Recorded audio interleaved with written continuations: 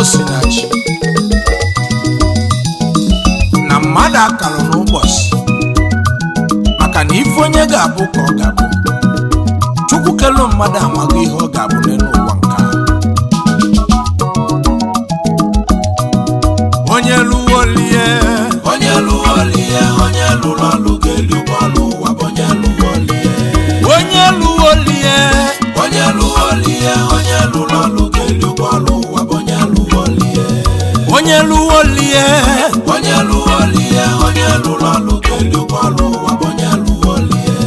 onye lụwolie n'ụwa onye lụwolie onye lụrụ ọlụ ga-elikwa ọlụ ụwa bụ onye lụwolie. onye bịara ụwa gbaba mbọ kwụba aka gị ọtọ. onye gbalụ mbọ n'ụwa o ka Chukwu na-agọzi. maka na ibe onye na-emele n'ụwa ka eji ama onye ọ bụ. olu dị mma n'ụwa o, olu dị mma n'ụwa o, na o nwere ụgbọ olu dị mma ụwa o. ibe onye melụ n'ụwa ka ọ na-egbu nagaruchi ya. imete mma o na gị na mma ya na, imete njọ na gị na njọ ya na. nkonye omelu oburu chi ya, nkonye omelu obunagaruchi ya. onye kụwa ọka n'ubi emesịa na ọka ka ọ ga-aghọlụ. onye kọlụ ji ga-egbulu ji maka na onye tụrụ oke ọfịa na ọ ga-ata oke ọka. onye fụrụ ọkụ ga-anwụlụ. ibe onye na-emebi eje ọlụ dị mma nwere ụgbọ ọlụ dị mma. obodo kwere ụgbọ one n'ụwa bụ onye lụolie. onye lụwolie onye lụrụ ọlụ ga-elikwa ọlụ ụwa bụ onye lụwolie. onye lụolie onye lụwolie onye lụrụ ọlụ ga-elikwa ọlụ ụwa bụ onye lụwolie. onye lụolie dị n'ụwa. onye lụwolie onye lụrụ ọlụ ga-elikwa ọlụ ụwa bụ onye lụwolie. elu ụwa bụ onye lụolie. onye lụwolie onye lụrụ ọlụ ga-elikwa ọlụ ụwa bụ onye lụwolie.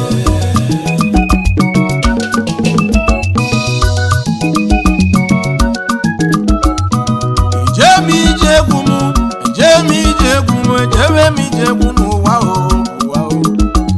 anyị bụ egwu anyị na-etili olu etili Igbo ji adazi na n'Ọsha na Anambra steeti o. ebe anyị na-achọ ndị meribe ọma, ndị meribe ọgọ, ndị meribe obodo na-achọ.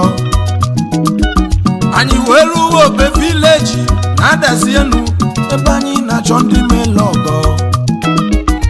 anyị bara ubi ibe dị ọra ọnya mụtara ibe azọda.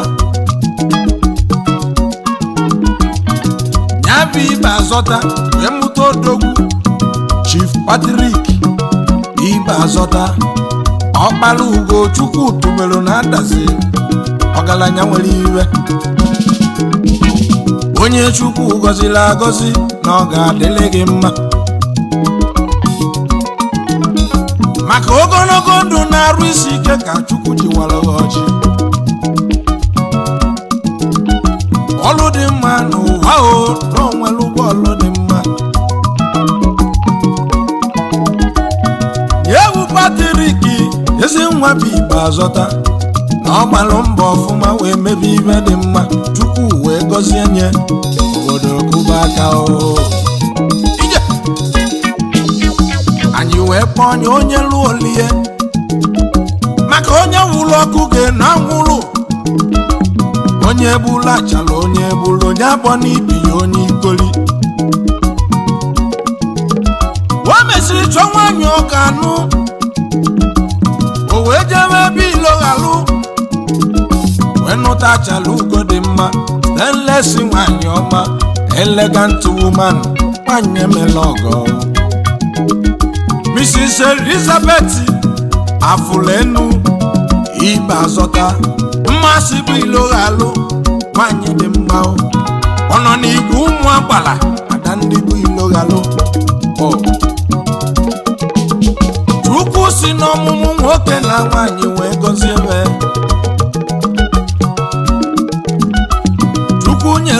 nwoke na-ese na nwanyị na-atọ Chief Wilfred Ibazọta Yezuzo ugodi n'obi Yezuzo iwe melụ mma na-adazi na mụ na ga-edoso Idi Amin Managing Director Amin Group of Company Nigeria Limited ọgaranya nwere iwe ọgaranya nwere ego onye na-ekwu nwere ibe ọ na-eme Mrs. Nonyelu Mokpala Diamond Lady Ada mụrụ Obi Ibazọta Ada na-eri ukwu anụ nwanyị mma mba na Chief Obiora Ibazọta meka ọ dị mma na-adazi obido na ọnwụ melụ mmadụ ncha ọnwụ melụ mmadụ alụ ibe anyị melụ ọnwụ na-enu ụwa ijebe ije dị mma ọyịmụ na anụ udo Mrs. Agatha Ibeki ọdụkọ na mba Ada na-eri ukwu anụ Ada mụrụ Obi Ibazọta ka ndị bụ Ibazọta na-amụ n'nwa gị mma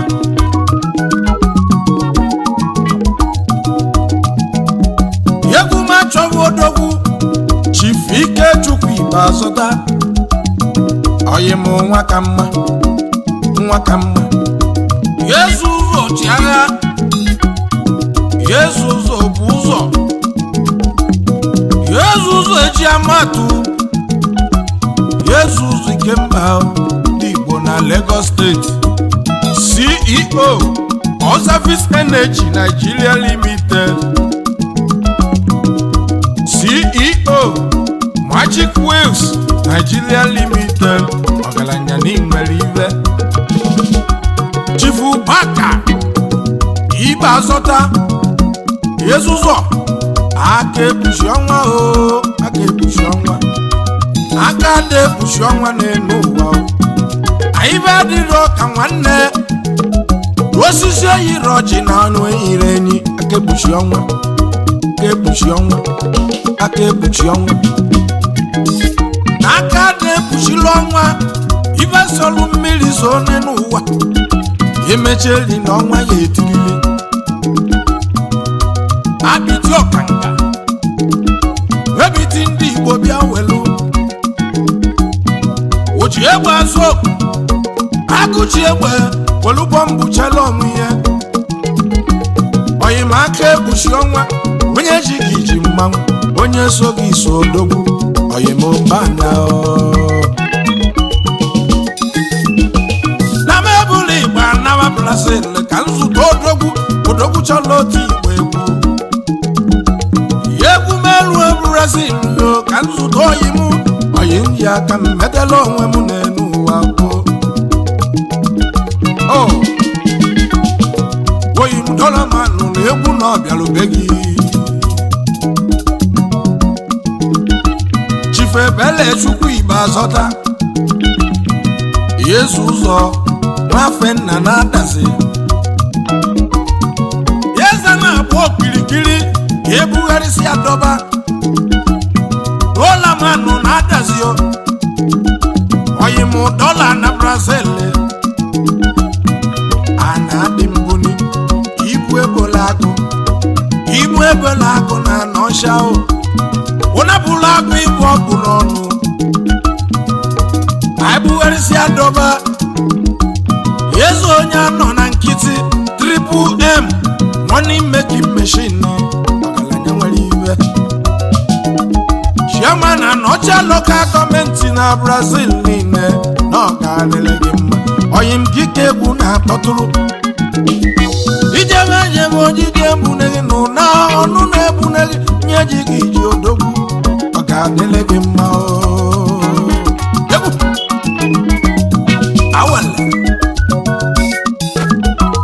onye bụba Mrs. Ụka Makachukwu nọ ọdụdụ nwa na-eri ego na-abịa Ibazọta ọ ga-adịrị gị mma ada Ọbalụ Ugochukwu tubelu nwebe aṅụrị maka na Chukwu na omegolo gị ikpe iyọrọ ya na ayịyọ. Okwu na-agwa ụmụ ụwa, okwu na-agwa ndị Igbo, ịmara ibe ị ga-emelụ nna gị na nne mụrụ gị melụba na ndụ ka ababụ n'anya. N'ọbụrụ mgbe ba mụsịrị ịkpọba ndị apams ka wa bụba ozu, ibube kuli mfanụ ofiri ijibe mmanya si onye ọbụla ribo olili na nna gị alụ ka ọbụwa ibe nna-achụ n'elu ụwa kere ibe imelụ nya bụ isi bụrụ ogidi mgbe ọ dị ndụ. Ụwa bụ kọleji onye lụwolie onye lụwolie onye lụrụ gelu ogidi ụwa onye lụwolie onye lụwolie onye lụwolie onye lụrụ gelu ọlụ ụwa onye lụwolie elu ụwa bụ onye lụwolie onye lụwolie onye lụrụ gelu ọlụ ụwa onye lụwolie onye lụwolie onye lụwolie onye lụrụ gelu ọlụ ụwa onye lụwolie. Ola manu si mụ kene ndị oyi ya niile ndị ọbụrụ n'anya na ndị bụrụ ya n'anya na ndị odogwu. Chief Chukwudi Eze onye ọ dịle Yezu ụzọ nna bụ ugwu odogwu na-adazi enu ka isi bi ụwa ọchịla ọzụwo na-adazi niile ilu na Brazil ndị adazi niile na-eme ọfụma bụ ndị be nna bụ ọgaranya akpala ego zuwọla o mepụrụ onye ibe na-arịala alụ nkwachi ukwu kwelu ndị adazi ụzọ Chukwu kwalụ na adazi na ọ ga-adịrị gị mma wosimu keneli ya Chief Ikechukwu-Ubah aka onye wetara na ọka etiti oji ego eme ọchị oji ego eme ime arịa na ọ ga-adịrị gị mma ọgaranya ngada. Aka onye wetara daga eji esu ihe, aka onye wetara daga ga-eji nye onye ọbụ.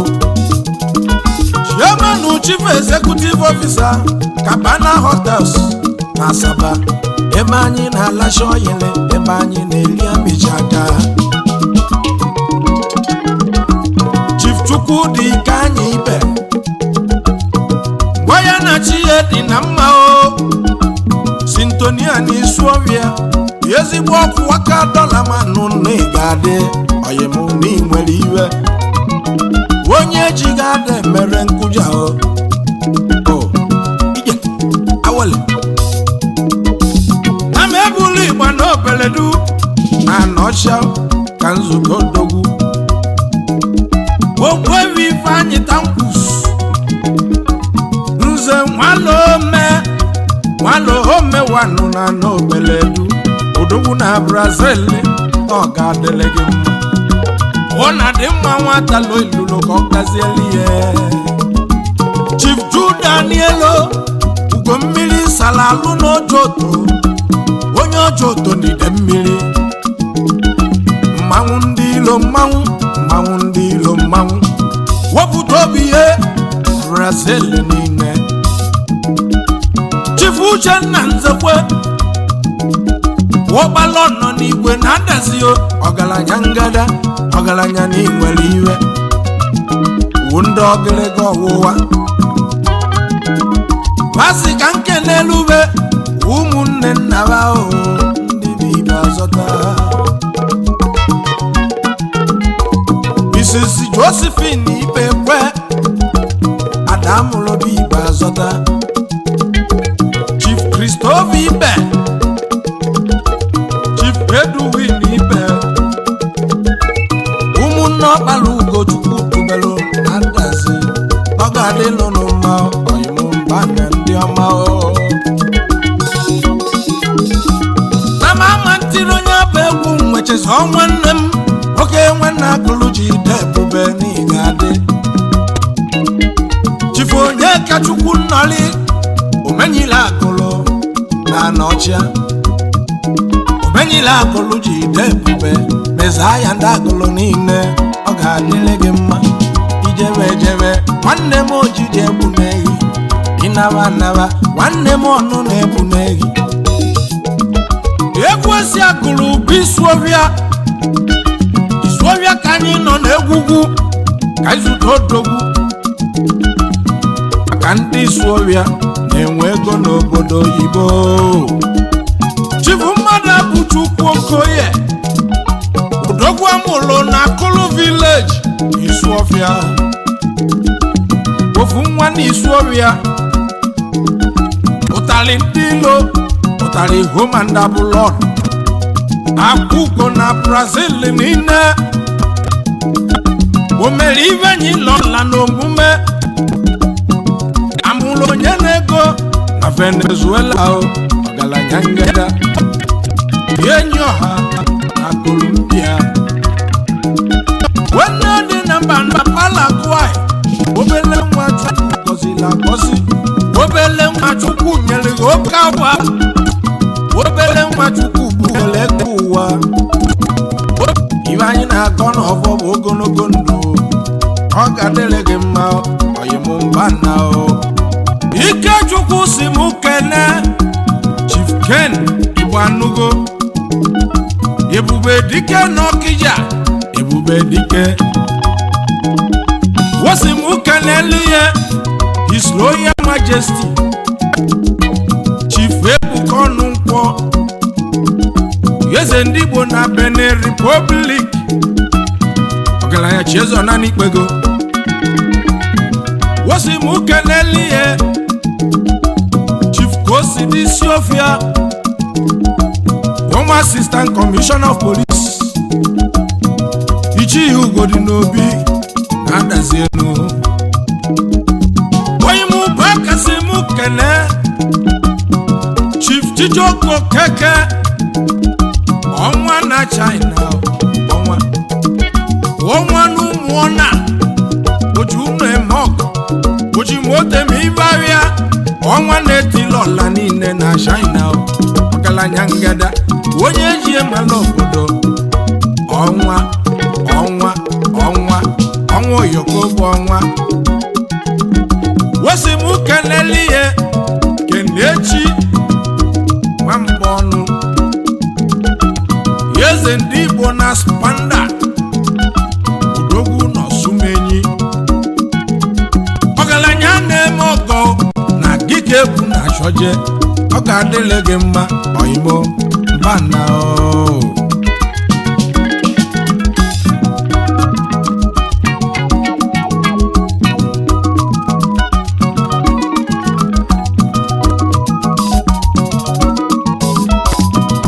Ive me n'ọkwụ aka m Ogbuefi Maxwell Chijioke Nwoye, oyimo nwa welu ugo na nne Igbo, nwa welu ugo na nne Igbo, oyimo welu ihe gawa o. Chairman Managing Director Ajaka Holdings South Africa, ebe abụ ka ị na-ebute ego na-abịa moto ka ị na-azụ, yana ibe eji eke ekike, ibe eji mala ọgaranya o. Kọmpini kwuru kọmpini emụtala ego kwụrụ ego, ya ka eji wee mala odogwu oyimo nwa welu ugo. Dolamanụ egwu ka nọbụ unu, oyimo nwa felu nna o, na egwu na ọbe nna gị, egwu na-akpọtụrụ ndị bụ Igbo azọta. Egwu anyị ji ije olu ji Igbo ka anyị ji wee jebe adazi na bụ Igbo azọta ndị mụlụ ọgaranya o. Chief Patrick Igbo azọta, ọgbara ugbo Chukwu tubelu nwebe aṅụli, na Chukwu agọzikwo gị nne n'ụwa nwebe aṅụli. Ilolo ga-alụ onye nne n'ụwa dịka ọ bụrụ Chukwu anya. Unu ma na enyi na-amụ enyi na mgbada na-amụta mgbada, maka na ikenga ọgaranya na ọ na-eri oke mkpi, ikenga nwa ogbenye na-ata ọchị ọchị. Osisi eyiri ọchị n'elu ụwa na anụ eyiri enyi nwebe aṅụli o. Ibe ọma na-eme na be gị onye lụwolie, onye lụwolie, onye lụrụ ọlụ ga-elukwa ọlụ ụwa bụ onye lụwolie. elu ụwa bụ onye lụwolie, onye lụwolie, onye lụrụ ọlụ ga-elukwa ọlụ ụwa bụ onye lụwolie. elu ụwa bụ onye lụwolie, onye lụwolie, olie elu onye lụọ lie onye lụọ lụọ elu